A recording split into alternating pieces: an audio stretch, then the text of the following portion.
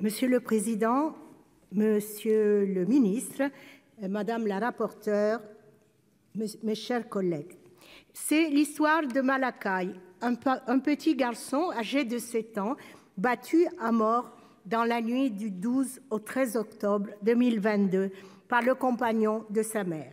Celui-ci avait déjà été condamné 8 fois pour des faits de vol, menaces et violences conjugales.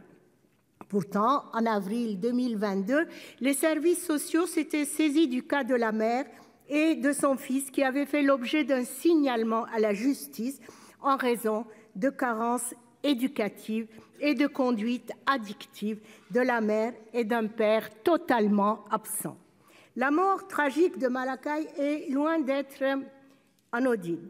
En France, un enfant meurt tous les 5 jours sous les coups de ses parents dans un contexte de violence conjugale.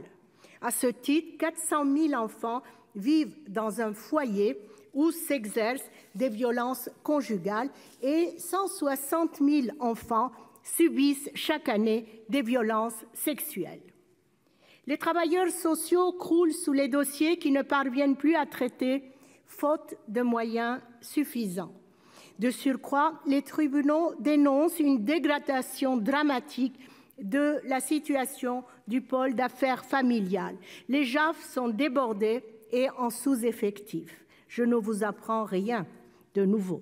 Dans tout ce désordre judiciaire, y a-t-il une place à consacrer à l'intérêt supérieur de l'enfant?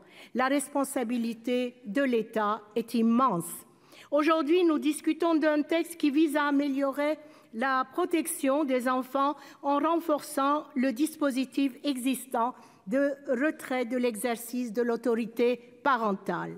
Désormais, tout parent ayant été poursuivi, mis en examen ou condamné pour un crime commis sur l'autre parent ou crime ou agression sexuelle incestueuse commis sur l'enfant se verra suspendre de plein droit l'exercice de l'autorité parentale ainsi que les droits de visite.